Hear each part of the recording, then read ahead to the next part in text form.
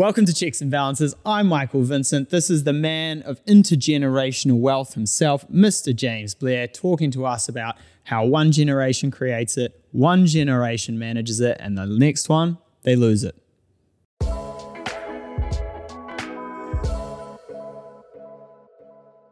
Hard times build hard men and women. Hard men and women build easy times. Easy times build soft men and women. That is pretty much the concept of this video. A rolling stone gathers no moss.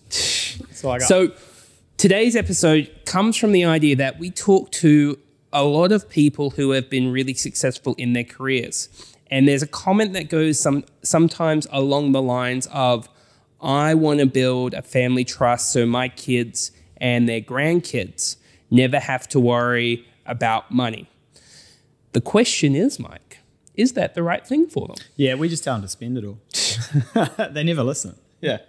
So we're going to talk about this concept. And if you've got kids, if you're thinking about building a family, go nowhere, because this is going to be an absolute banger. And while you're here, while you're chilling out, hanging out with Mike and I, why not drop us a subscribe, give us a like, give us a review, send us a little bit of love so we can save some more families from destroying all of their wealth.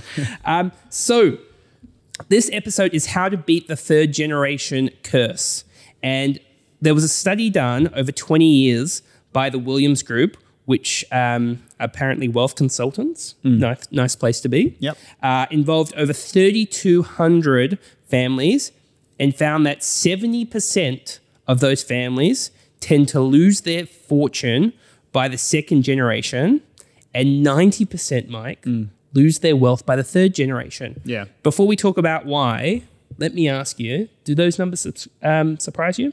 No, not at all. And I think like there's a lot of really common sort of references to this. I mean, Malcolm Gladwell does a chapter and a bit in this. I can't remember exactly what book it's in, maybe Outliers, around families in New York, I think it is specifically, and immigrant parents, and how they build wealth a certain way, then their kids caretake it by going to university and all of these sorts of things. And, you know, even if you look at the Middle East, there's a saying there where it's like, my great-grandfather rode a camel, my grandfather rode a camel, I drive a Range Rover, my son will drive a Range Rover, and his son will drive a camel again, because they know that over time the wealth is going to get created and lost. And theirs is a little bit different because they're referencing oil, but it's very common around the world. Yeah, and I also think about it in terms of private schooling, and that, so like I was lucky enough to go to a nice private school, and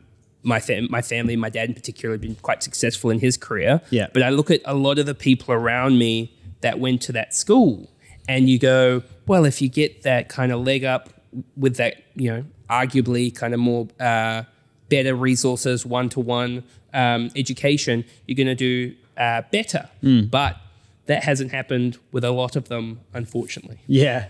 And it's, you know, there's a ton of different reasons why different people are successful or not successful. But on the whole, we want to talk about how to beat that third generation curse of the people who just squander the money away.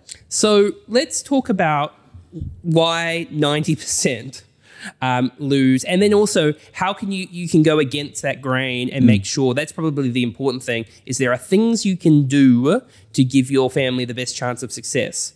So let's talk about the first generation. So the first generation, they're the ones that are kind of scraping along, learning all their lessons, earning the wealth. So they've worked and experienced hardship. They know, maybe they come from a family where, you know, no, you can't go and do this thing. We don't have a lot of money, and really an idea that there's not a lot left over at the end of a paycheck, if any at all. They've had to live frugally. They've had to get themselves ahead, and their efforts have paid off by the time they're ready to retire and live comfortably, and they'll have assets to be able to pass on to the next generation. But in their kind of soul, in their mind, they know what they had to do, and they know they don't want to go back to where they started. Yeah, because they know what going without looks like. Yeah. Right? And I think that's a really important point here, is they understand the risk of not working, not planning for the long term, being flippant with money, can lead to a situation where, unfortunately, you have to go without. Yeah. And I think a really important point with that first generation is the appreciation of a dollar. So they have had to work hard for every freaking dollar they've had. So they understand that if they're going to go and buy something nice, they know the amount of effort it took to get that dollar. You know what's really annoying? I was going to go shopping after this episode and already I'm like, God damn it. So Mike, let's talk about the second generation. So this is the children of the generation that have scratched and clawed and got to a good position. Yeah, and again, you know, they will see their parents struggle. They'll have an understanding of, you know, their sacrifice that their parents made to make sure that they had a better life, you know, through hard work. They may not have experienced going without firsthand, but they will experience it by proxy because they will recognize that their parents are, you know, always concerned or aware of money and will be making decisions because of that. So they will have more frugal sort of habits built into them. They will still, you know, really they will understand the power of a dollar.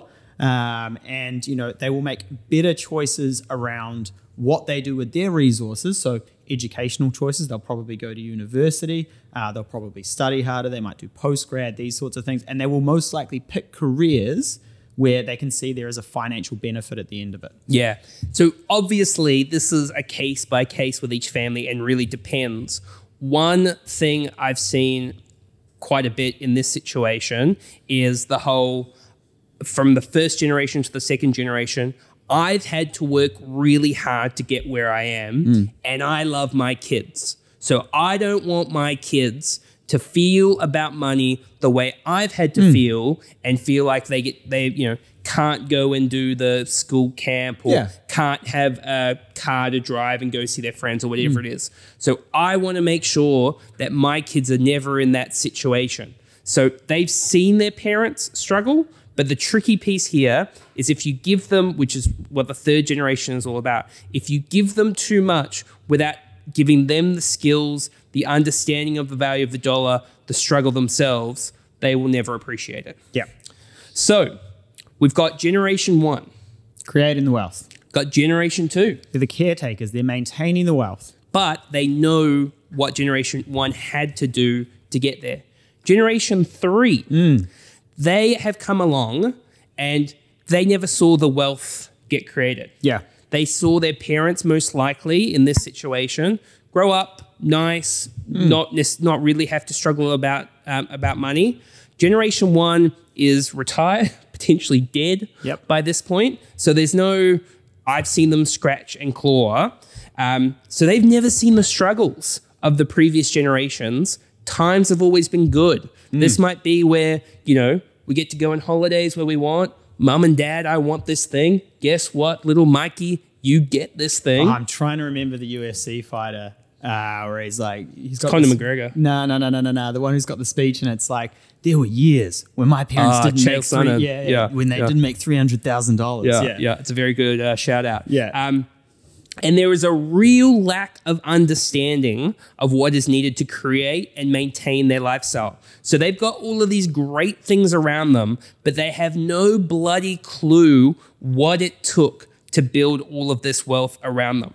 Yeah, and again, you know, this isn't everybody, but you know, and it's not necessarily that they make bad decisions on purpose. You know, they might go do a master's in philosophy and think that they're getting a great, you know, it's a great degree and this is how they're going to have their career.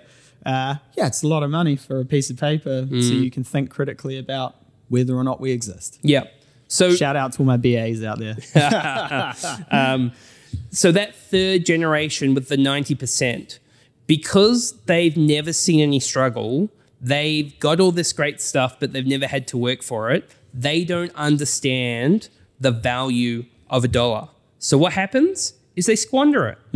They buy the nice cars, they buy the crap that we always talk about that doesn't add value. They're not thinking about how they can add to grow the legacy, because they've never had to kind of have that grind and that hard work. So for that 90% of that 3,200 families, this third generation, if it gets that far, all the money's gone. And guess where the fourth generation's starting from? They start from scratch. Yep. And I guess, we've outlined what is the general rule of thumb around, third generation squandering all the wealth. But I guess what we sort of focus on with our customers when we're doing these financial plans over the long term is, what are the steps you can take if you are going to leave a legacy for your kids to ensure that, or try and make sure that they're not just pissing it all up against the wall. Yeah.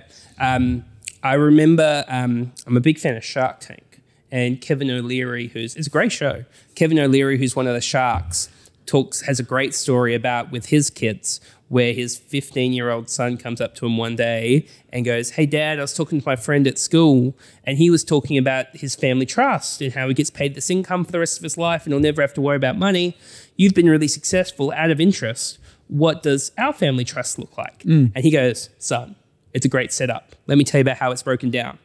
You get a full ride throughout your whole education. Yeah. And then we will give you the best setup so you are successful, and then it stops." Yeah. And he goes, "But, son, you're not taking school very seriously. It doesn't look like you're very focused on your future. So, I'm a little bit worried about you, but unfortunately, I'm not going to give you that free ride for the rest of your life.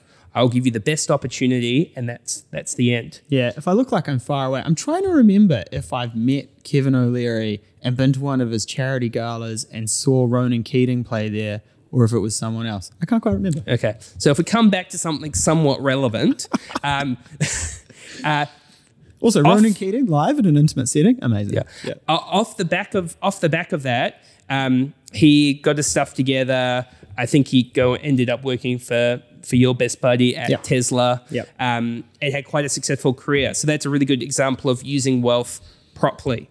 So the question is, I guess, what can you do to not be a stat? Because everybody wants to give their kids the best start in life. But how do you find that balance between giving them a really enjoyable childhood, a great start, but giving them the skills to be successful? So I think, from what we sort of read, learned, experienced, the advice we give, it's a really important point around communication and education. So having really open lines of communication about money, about decision-making, about education around what you're doing. Yeah.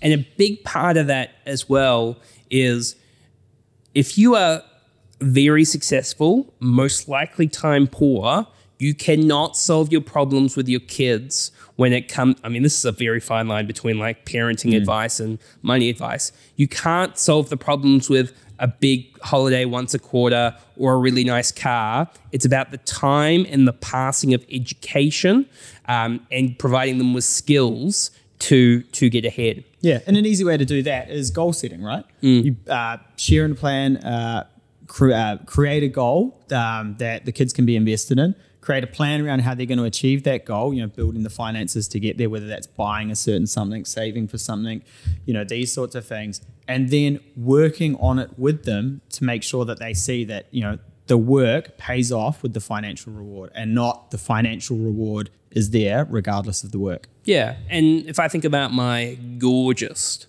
4-month-old son, Cooper, and go, how am I going to make sure he doesn't end up a raging spoilt brat? A big part of that is I'm going to be telling him no a lot. Yeah. We're not going to be going and just getting presents whenever he wants. He gets presents at his birthday and at Christmas. And there's also going to be decisions about why can't I have this thing? And it's going to be, well, it takes me this much time to go and earn this thing. So if you want to go and do that, you're going to go and have to earn some money. Education around like kind of compounding returns, saving if you want the pocket money and using it well. Education around, well, I'm not going to go and use bad debts to go and buy these things. I pay for things with cash. They are all part of the skills that are really important to make sure that you're giving your children not just stuff, but skill sets to be successful in the long term. Yeah, and I honestly, almost from my experience, none of this applies to anyone in Christchurch, because we were down in Christchurch the other night. I'm pretty sure everyone I spoke to was like, oh, yep, no, I've got this level of debt, which was very manageable. I've got this much in savings. I want to do this. It was stunning how good everyone I spoke to about down there was at managing their money. Financially literate, chilly weather, Great beautiful new city, beautiful people. Yeah. I mean, what gets better? There's some probably other smaller aspects to this, but the main one I want to talk about is transparency around goal setting, financial plans, not hiding money or hiding money conversations, or chances are if you use credit cards and afterpays and bad loans, I mean, the chances are your kids are going to pick up those same sort of habits. If you don't talk to your kids about money, chances are they won't talk to your grandkids about money either. Yep. So that's where it's important to break the cycle. There's, depending on the level of wealth you create, there's probably some other kind of smaller aspects to this as well. Part of it is if there is a trust, and I'm not going to go see a lawyer about whether a trust is right for you or not, but a independent trustee is a good idea with what money can be used for to make sure that it doesn't get squandered. And a big part is if you're that first generation, you're thinking about these and you're potentially you haven't got the wealth yet, you're starting to create it, you're going to want to make sure that those kids don't squander it. And 100%. So if you're listening to this and you are thinking, I love the sound of this all sounds really good, we've got an event coming up. We do. So it is How to Invest for Your Family. It's likely going to be in our office on High Street, unless we get oversubscribed and have to go find, probably Spark Arena would be the next logical choice. Yeah. It's going to be the 18th of May at 6 p.m. We're partnering with Colonel and Haig Lion. It's going to be myself, Kat Emerson, and Sean McGurvin on the panel. So if you go, that sounds like a little bit of me, maybe a little drink, a little bit of cheese and crackers. Yep. There will be a link in the description below to show your interest for the event, so make sure to go check it out. And an action from this episode is if you have kids already, please make sure you don't just give them stuff. Make sure you are educating them. Education is, the whole teach them to fish opposed to giving them a fish mentality. It could not be more true. This is from a financial advisor who has seen heaps of families get this wrong, but the odd one get it right. Yeah. Make sure you are one of those families. Thank you very much for joining us. Please subscribe, give us a review, and we will catch you next time. Cheers.